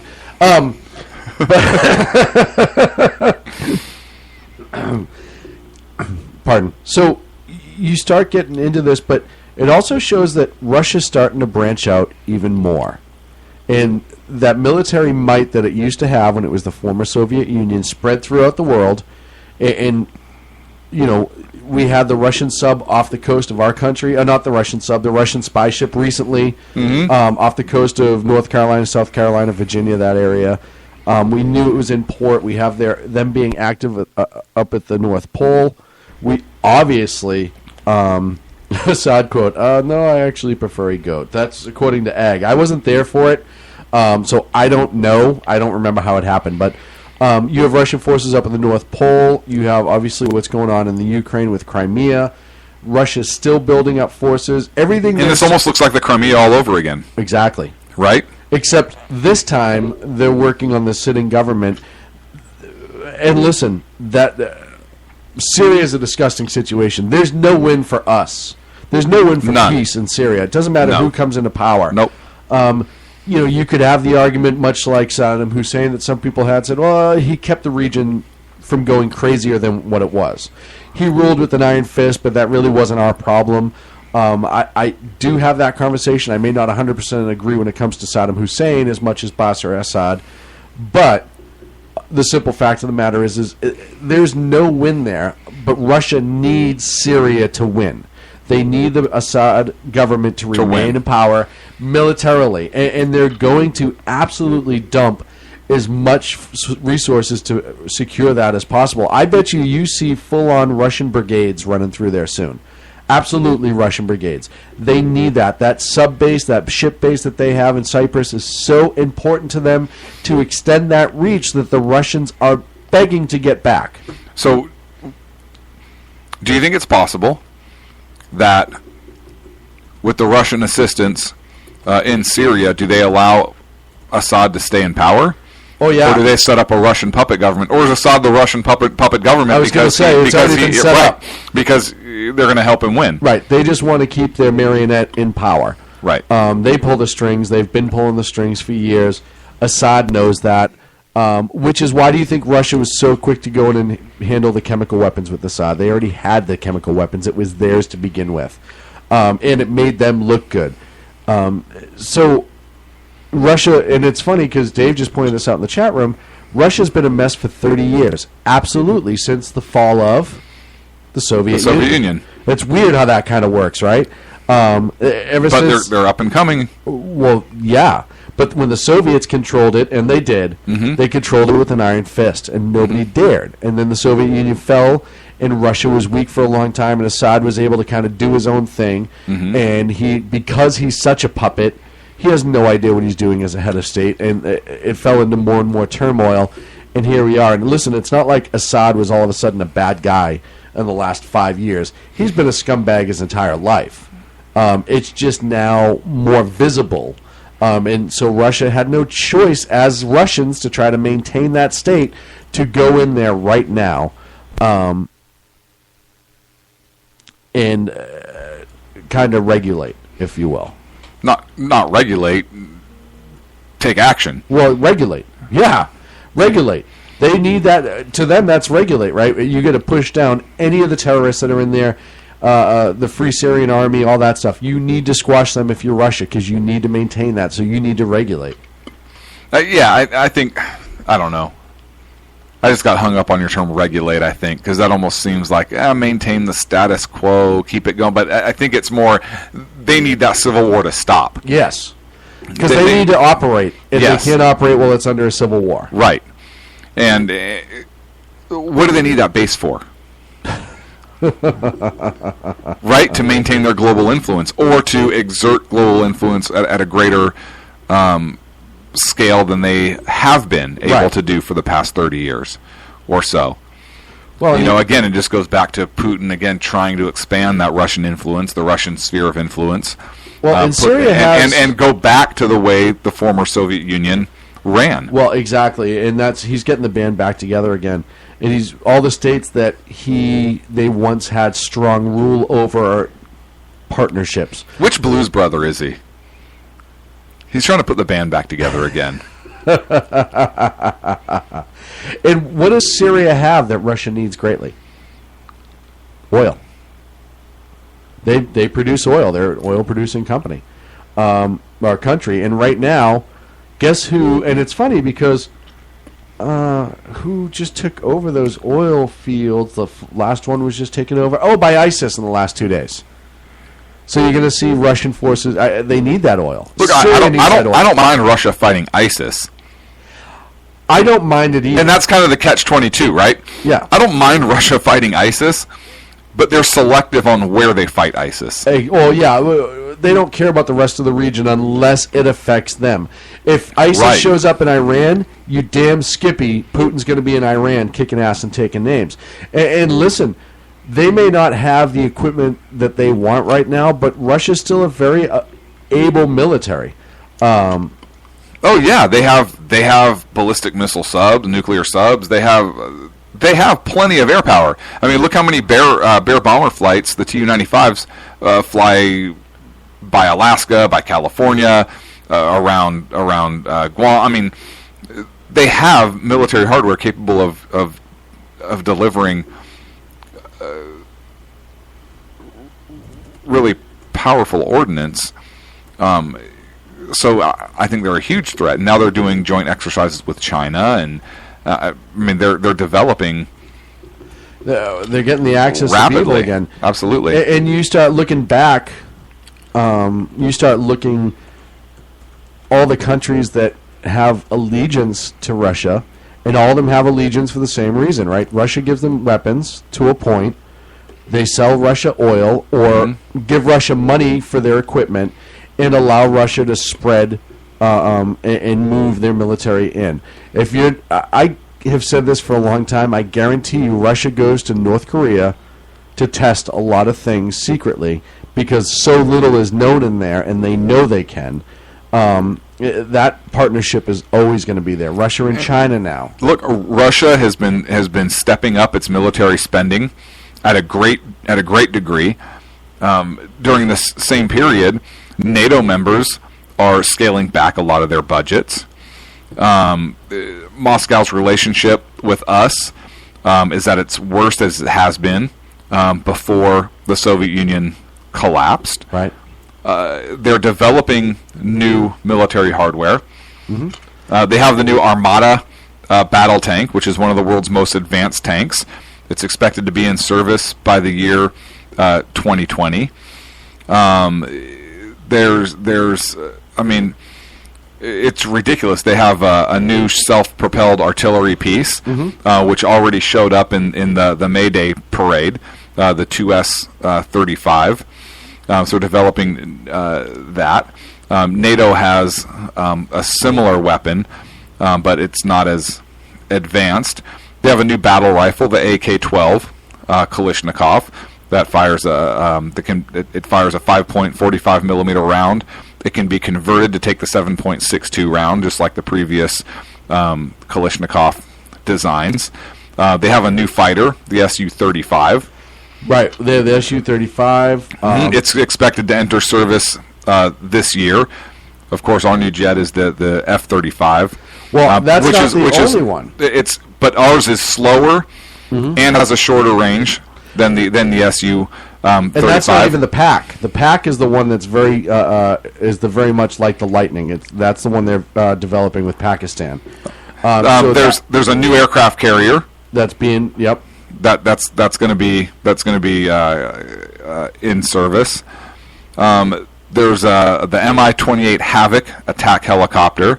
Which is their new attack helicopter. Strangely, it looks a lot like the Apache. Yeah. There's the Tu-160M, which is being modernized, which looks very similar to the U.S. B-1 bomber. So they're developing bold future. But the other thing they're doing is they're adding infantry, they're adding soldiers, one right after another, and they're really setting it up, aren't they? I mean, if you look at this, it doesn't take a genius to see. And you can talk all the time. And again, the same thing we see with Iran that we kind of see with Putin. Nobody's taking it seriously, or at least not on the forefront. Right. I know we talked last week about Obama did a little something with Russia, nothing really serious, but kind of gave the FU a little bit because you almost have to. And Ag points it out perfectly. They're modernizing, we're weakening. We are, and that's what I was talking about when I said NATO countries as a whole have been really scaling back their defense spending. And now there's reports that the Russian defense industry has developed a directed energy weapon. Really? Yeah. This from a July 7th, 2015 article by John Keller. That's through Military Air and Space Electronics through that website. And they report that the Russian defense industry reportedly has developed a direct energy weapon that can destroy or disable sophisticated electronic guidance and navigation systems in both manned and unmanned aircraft and precision-guided missiles. It can take out GPS navigation signals, radio communications equipment, and even orbiting satellites. So it's an EMP, essentially. Kind of, but it's directed EMP. Basically, yeah. So all these things that the Russians are doing, and we're scaling back. We talked about the icebreakers last week. We talked about so many other things, and you're looking for them to get. They're looking to get resources, right? Because you can't run a big military without resources. We, and like you said, other NATO countries are drawing back so much. And the funniest part is it's always because we try to meet something. Oh well, it's the arms agreement of blah blah blah blah blah, or. The United Nations did a study that we're so militarily heavy that blah, blah, blah. I talk about this when I talk about the budget in this country. Yes, we need to cut the budget. Yes, we need to do some things. But, military is always one of the last things I want to cut just because of the threat. They're there as a last resort, but they need to be there and ready. Look at what happened when Iraq really, really beefed up. And we had to put the surge on. We had to get into a ground war. And we didn't have enough troops. We had to start. I mean, yeah, we had enough troops in the military, but they weren't trained ready to go. No. And we have even less now. We do. Putin also announced that Russia is going to be adding 40 new ICBMs to its nuclear arsenal this year. Well, I'm sure that's fine. On top of the 50 that they already have. You only need one. Putin spoke about this when he gave his opening speech at the Army 2015 Expo. Oh, nice. So this year, he basically said that the missiles are part of an extensive program that he's using in order to modernize his country's military. And he boasted that they would, quote, overcome even the most technically advanced anti-missile defense systems. I'm sure it's all for peaceful purposes. Vlad is just a guy. No, because then it wouldn't need to overcome advanced anti-missile defense systems, right? You don't know that, Clint. You're making an assumption based on logic. He wants to add 50 more nuclear missiles in 2015. which is coming to a close here, and then add 40 more on top of that. As of right now, Well, we're not at war. Sorry, we're not. No, we're not at war. That was a Russian translation of something. I don't know what it was. What that was. I'm sure it's fine.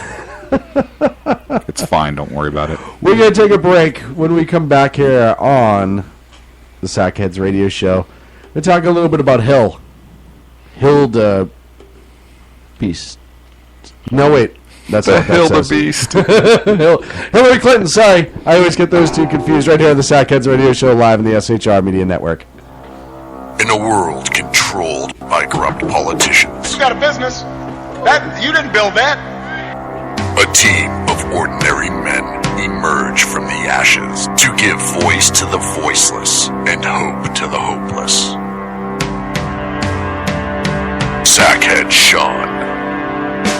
Dude, I'm not saying cough for the stupid promo. Sackhead Clint.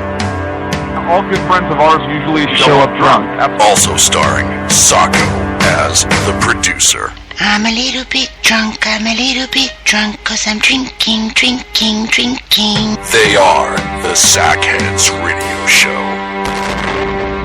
Every Wednesday at 8 p.m. Pacific on shrmedia.com.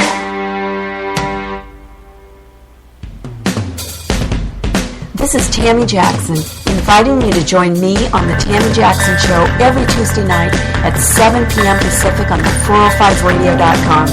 Put down that remote and tune into the show that covers politics, guns and the Second Amendment, religious liberties, sanctity of life, the military, and more.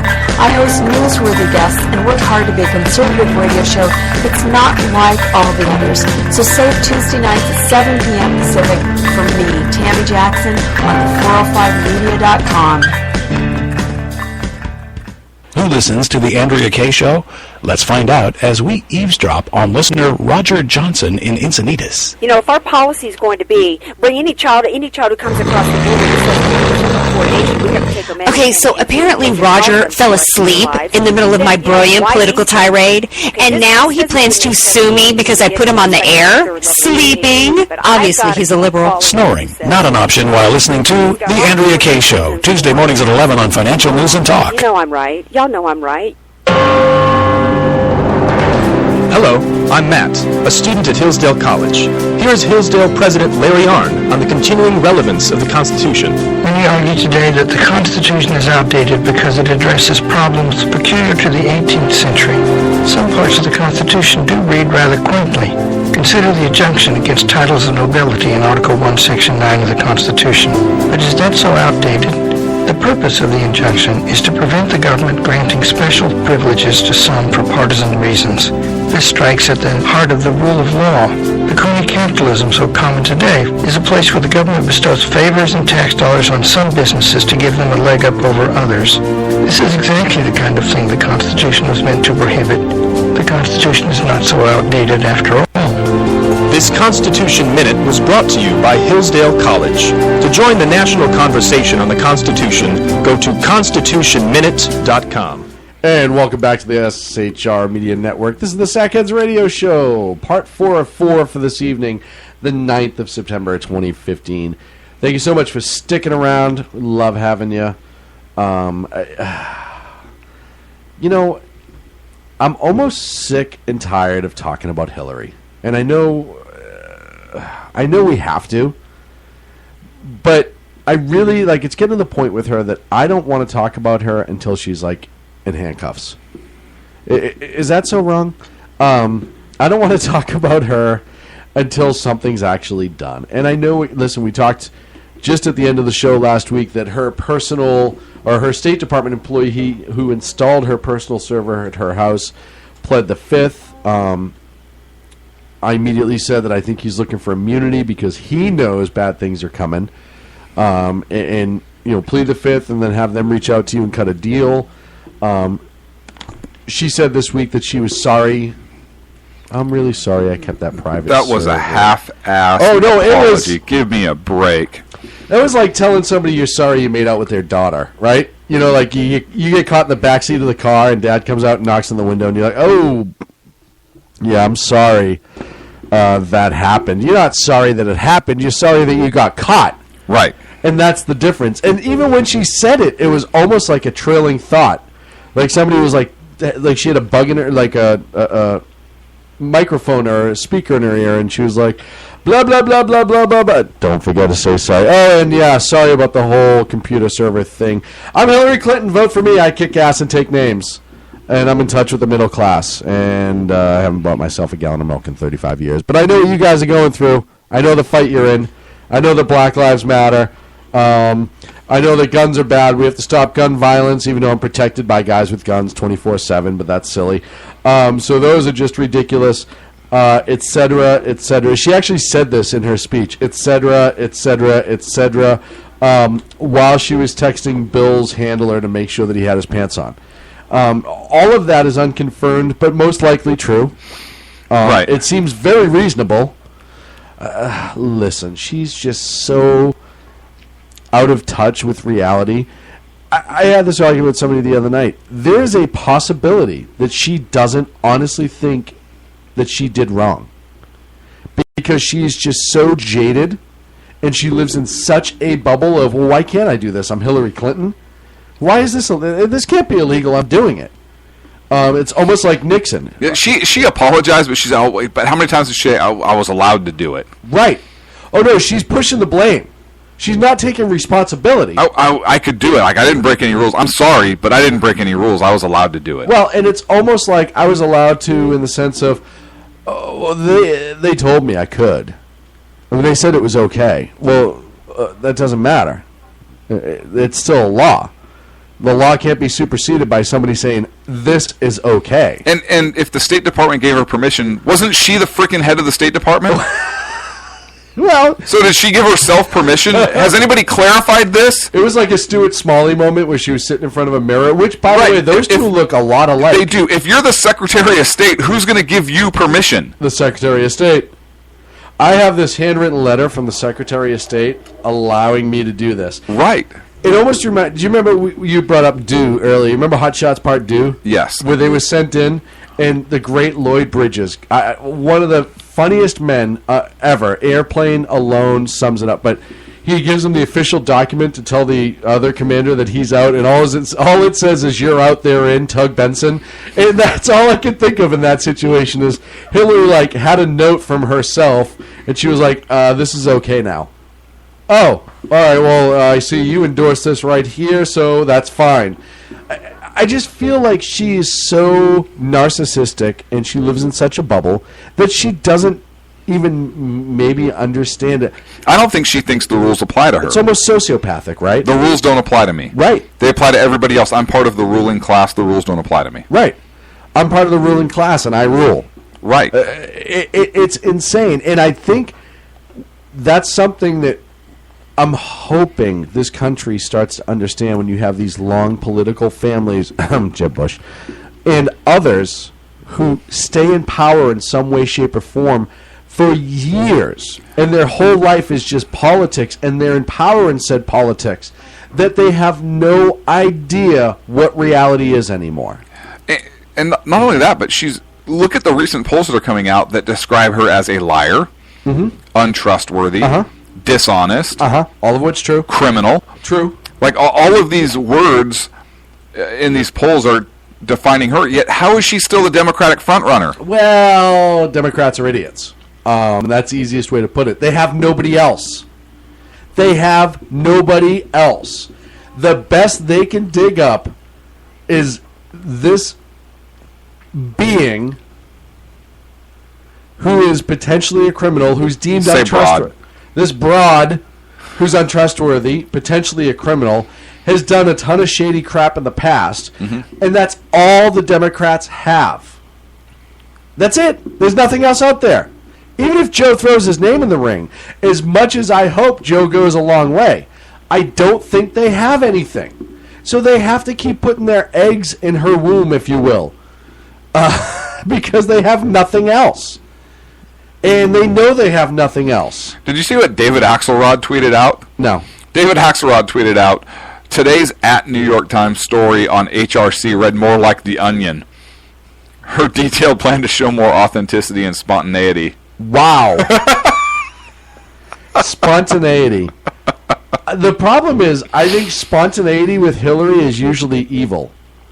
That's great. Like, I don't think that she could be spontaneous in a fun way, but I think when it comes time to hand an ass kicking to Bill, he doesn't even see it coming. Right. You know what I mean? The problem is I feel like that would be the same when it comes time for a lot of things in this country. She lives in a mental bubble. She lives in a realistic or a literal bubble. She hasn't had to do anything she's been in government in one shape or form since the 60s. Her first job, she was removed from the Nixon investigation for being deemed, what's the word I'm looking for? It wasn't untrustworthy. It was something else. He essentially said, yeah, you're doing crap just to make crap happen. Right. She was making things up. And that's how. And then you look at the Saul Alinsky rules for radicals. Just keep saying something until it's true. She lives by that. She wasn't an Alinsky-ite. She was Alinsky. Hell, I guarantee you that she probably had some sort of illicit activity with Alinsky. She was into the man.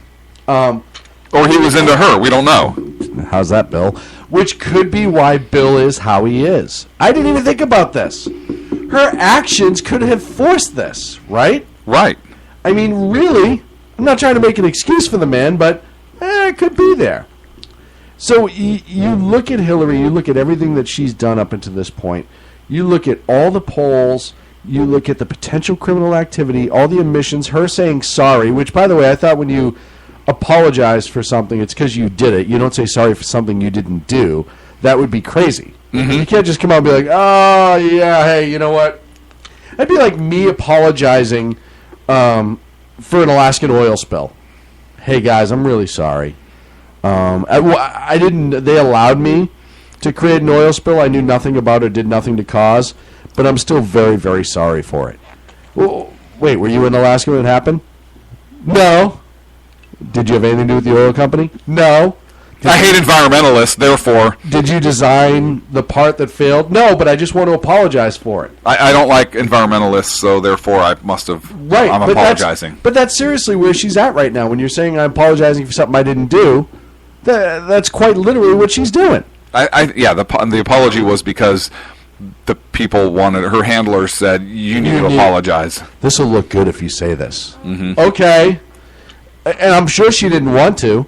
Oh, gosh, no. Can you imagine that conversation? Listen, Mrs. Clinton, we've been kind of rolling it around, and based on the polls and everyone thinking you're a criminal and you do things illegally because you're Hillary Clinton, all this stuff, we think you may want to throw out a little sorry. No. Can you hint at it? Just be like, listen, if there was any wrongdoing. No. Okay, how about this? Mention these words in the same paragraph. Computer, server, and sorry. No. Okay. And that's really, that's how she thinks. That's who she is. And I say it all the time. I was allowed. I don't have to apologize for something I was allowed to do. Right. She doesn't want to serve as president to serve the people. She doesn't want to serve as president, in my opinion, to serve the nation. No, I think she wants the power. It's all about It's power. all about her. It's all about power. Yep. Crony politicians that the left loves to rail about, that's your Democratic front runner right now. The croniest politician out there. Did you say ball of tissue? Or politician? I love how I made you laugh as you try to take a big drink of water. Ball of tissue, politician. Same thing, really. Right? There's no difference.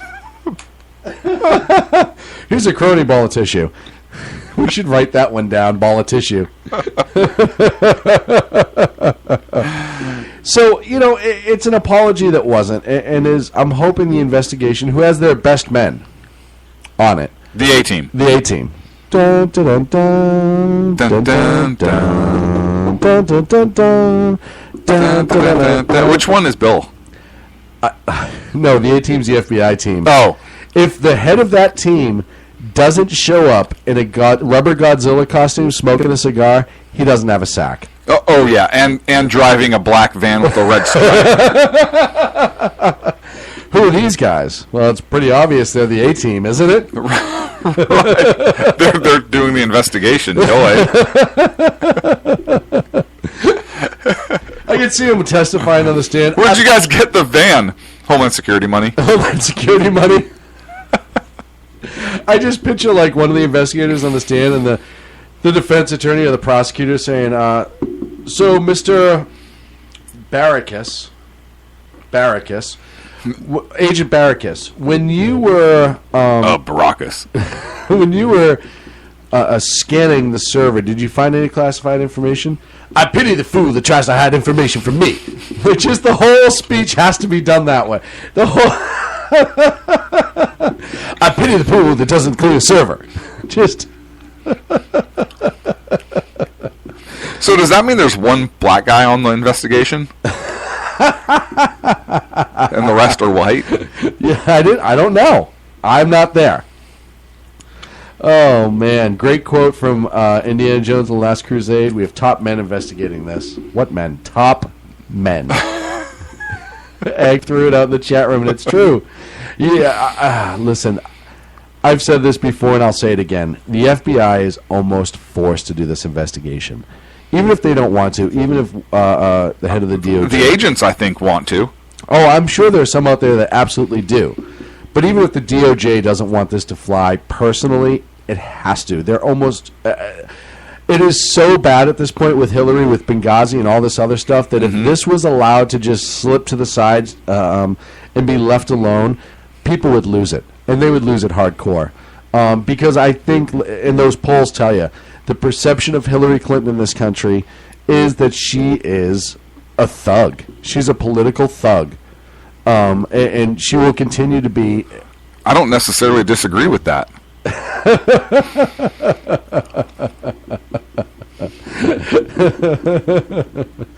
Oh, Agent Papard, could you please extinguish your cigar on the stand? It was Smith, because it's Hannibal Smith, but still, that was... just one of them just wearing the Howling Mad Murdoch jacket with the hat and everything, just... Oh, Agent, well, you see, what happened was we got into her computer, and from the left side, we flew in an attack helicopter, right? And did any of this happen? No. Just... No. Random. No. They go to get him out of the mental institution to go scrub her computer. Oh, he worked through. What was but he does it with like an SOS pad and some dish soap. That's not what we meant. You think this guy? Just somebody else is watching. Like, what is wrong with this guy? What do you mean? He's the one that got us through Y2K. Like, he figured it out all by himself.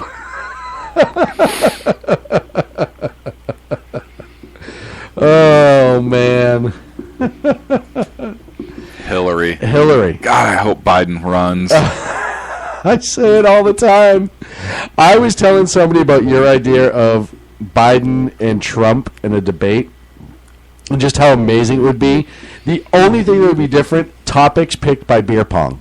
Now, hang on a second. I just saw on Fox News, I don't know if it was yesterday or today, that somebody actually said, could you imagine a Trump-Biden debate? That would be pay-per-view. Yes, we absolutely said that weeks ago. Yes, we did. Weeks ago. Yes, we did. That would be amazing. Topics chosen by beer pong. Or by SHR. No, by beer pong. So they each on the side, the topics written on the side, beer in the cups, question in plastic inside. Okay. So they throw the beer pong, get the cup, have to slug it, and then hand the question off to whoever the moderator is. That's how the... Yes, but we get to pick the topics and write what's in the cups. Sure, why not? Right? Sure. Well, absolutely. We should have a Sackheads Radio and SHR debate and invite the candidates. How great would that be? I would pick so many topics from Celebrity Jeopardy from SNL. Just to see how Joe reads them. Anal bum cover. I believe the topic is an album cover. Mr. Vice President. Famous titties for 1,000, Alex. It's famous titles. Not a fan of the ladies, are ya, Candy Crowley? Actually, I'm a trim. I don't know that for sure. I just think that would be actually Will Ferrell as Alex Trebek to moderate would be even more amazing. Just that whole, just him to moderate would be awesome. What is going on here? It's still one of my favorite skits of all time on SNL. What's his name? Chris, who played Sean Connery, was awesome. It was so ludicrous and ridiculous. Oh man, but yeah. So that would be. Do you remember the NSL skit or the SNL skit on suspected terrorists? No. Robert De Niro was reading a bunch of suspected terrorist names. No. You haven't seen this? No. He was reading a bunch of suspected terrorist names, and he said, like one of them was Mustafa Harad Upper Pooper.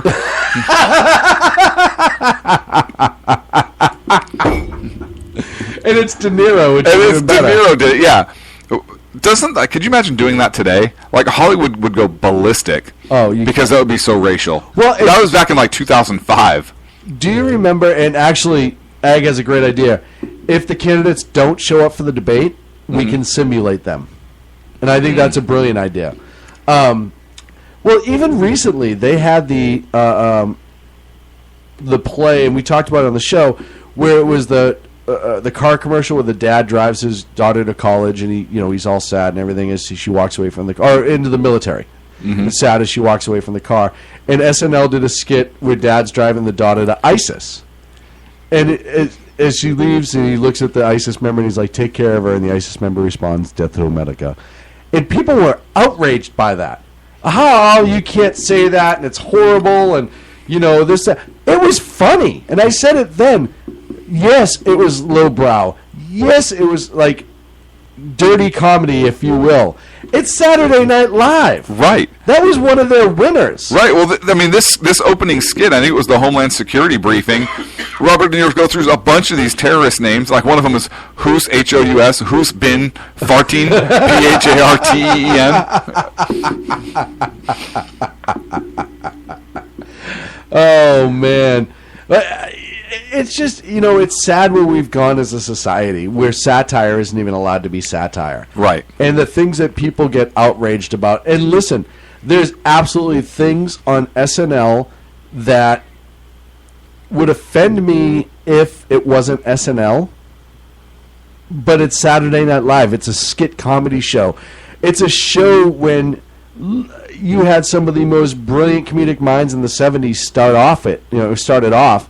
You had Chevy Chase, you had Aykroyd, you had Belushi, you had Eddie Murphy as the years went on, Steve Martin, and it was supposed to be lowbrow, silly comedy, and to have people get upset, and it's like this show, when people get upset on some of the things that we say in this show, obviously satire, it makes me laugh, because we say it all the time. This is not a show where you sit down and can have a thin skin, I always think back when we talk about all the racist stuff in this country now and how you can't mention race and all this stuff with the Confederate flag. SNL had two extremely, what would be considered volatile skits now back in the day. One of them was Chevy Chase and Richard Pryor, and he was applying for a bank job. And it was, the premise is they go through a whole question and answer thing, and then it was word association. And Chevy Chase starts saying all these racial words, and Richard Pryor was responding. And it was the funniest 3 or 4 minutes I've ever seen in my life. And then the other one was when Eddie Murphy went into whiteface and lived the world as a white man for a day. And just the things that were said, and he goes into the bank and he starts to fill out the loan application. He's like, "We don't need that loan application. Take as much money as you want, Mr. White. Pay us back when you can," or "Not at all. Who cares?" Right? And just that whole skit, I died. You need to see this the one I'm talking about right now, because especially in this in kind of the world we live in now, I couldn't imagine this coming out today. No. Like the left would go nuts, and the fact that they're actually the ones that put it on is hilarious. And from a transcript of it, I want to read part of it, just some of these names. He's giving the briefing. He talks about the current threat. It's a Homeland Security briefing, and he says they received 475 calls alone Plenty of calls have come from high school and college students nationwide.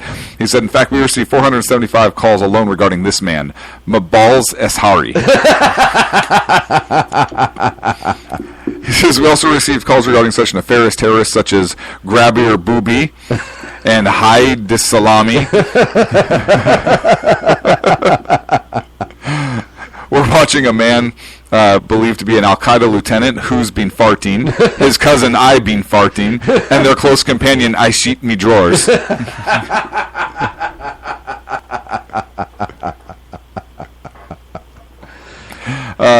You got to make them laugh, folks. You got to keep a sense of humor. That's the only way you're going to get through this.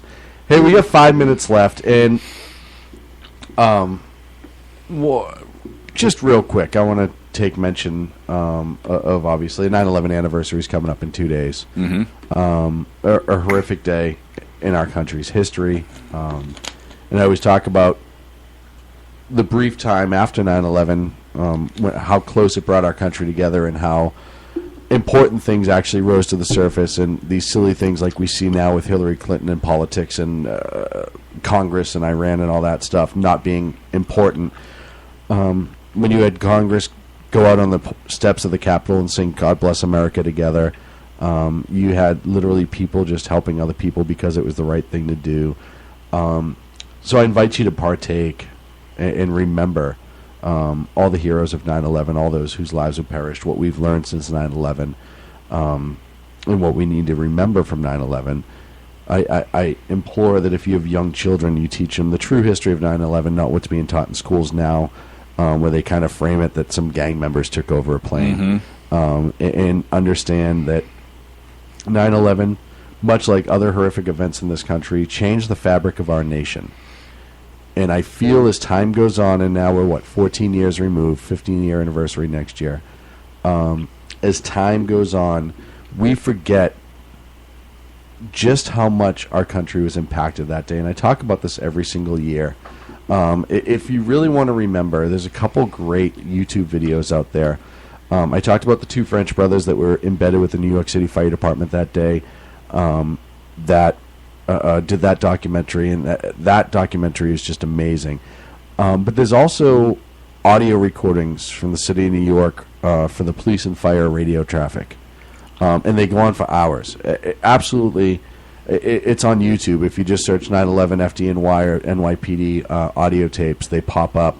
And they're unedited, unscripted, obviously, but they're live from that day. And this is the time of year I go back and everyone says, oh, how do you watch? I watch the videos. I watch the documentaries. I listen to the audio tapes. I actually downloaded a bunch of the radio traffic that day onto my phone, and I listened to it in my truck. And because we can't forget what happened the day we were attacked in New York in 2001. It's only been 15 years. 14 years. 15 next year. And it's amazing how far we've fallen as a country, how far away we've gotten from everything, and the PC has crept back in again. And I'll tell you what was the last time, and you can talk about this last 2 years, when was the last time any president had a 100% approval rating? Ever. After 9/11, the only president to ever do that was George W. Bush, because we talk about the things he sucked at, but the thing that he was really, really good at is rallying our nation. Yeah. And he did so. When he took to the pile of rubble at 9/11 and grabbed a loudspeaker and addressed the men and women that were working down in the pit, trying to find survivors and, at that point, victims. Things like that. The fact that he led us, with strength, and he stepped up and answered the call. Yeah, and absolutely did it, and gave credit to everybody who deserved it. Was quick to point out police officers, firefighters, the military as the heroes of that day, and regular people that day who are heroes as well. So just remember on that day the thousands of people that perished. Put your flag out. Yeah, it should be out every single day. It should, but if you're one of those that only flies it on, 4th of July and it's one of those Flag days. Day, it's one of those days. And just remember that you live in a great nation, and even though we have our own problems right now, the worst attacks come from the outside, as far as loss of life. And when we talk about Black Lives Matter, White Lives Matter, whatever, we talk about gun violence, all this other stuff, you need to remember that that much worse is always waiting right there, and we're starting to see it with ISIS like Al-Qaeda was back in the day, and it could get a lot worse. They'll never fly planes into a building again. And we're all Americans. Yeah. And it's easier to attack a fractured and weak enemy than it is a united and strong enemy. We may have differences of opinion and different ideas about how we should be doing better as a country, and that's fine. We can have those internal debates, but we are all Americans, and we should all stand together as Americans, even though we do have differences, like a family, right? Every family has differences, but it doesn't mean you're still not a family. And I think that there's a lot of division in this country where a lot of people, I think, don't feel like we're a family. It's us versus them, and we're not all in this together trying to make it better, even though we have different ideas of how that should go, but we are still in this together, and we are still an American family. So I challenge you to do this, and I know we're out of time and we're going a little over. I challenge you to do this on Friday morning. Observe the moment of silence. Sing God Bless America with people you love. Make sure you do your Pledge of Allegiance that morning with your kids, loved ones, or by yourself. Show your patriotism that day. Wear your red, white, and blue. I don't care where you are or where you're going. You wear it and be proud of it. And honor the memory of those who perished on that fateful day back in September 2001 in New York City, Shanksville, Pennsylvania, and the Pentagon. And there's a bunch of great songs if you want to remember. You just go to YouTube, search 9/11 songs, believe it or not, and it comes right up, and there's some really good ones on there. But I want to thank you all for listening. Enough of our dribble. And where's Sacco? Where the hell is Sacco? We will see you. Well, I'll be away next Wednesday. Plint will be here. Sacco should be here. We'll beat him with a stick. I'm gonna way to drop that bomb on me on the air. I'm gonna try to call in if I can, but I'm gonna be surrounded by vermin. Like Vermont people? Mice. Oh. And then there's ducks and some other things. So I go to Disney. So we will see you here on the Sackheads Radio Show live on the SHR Media Network. Thank you so much for listening. Sackheads Radio live the in Disneyland. Best late night conservative talk show in America. Sackheads Radio. And listen, there are no people better on the air to give you the best in conservative talk than Sackhead Sean and Sackhead Clint. And we're working on immigration papers for a certain other guy who happens to work here too. For those who are tuning in around the world to the best in late night conservative talk, Sackheads Radio.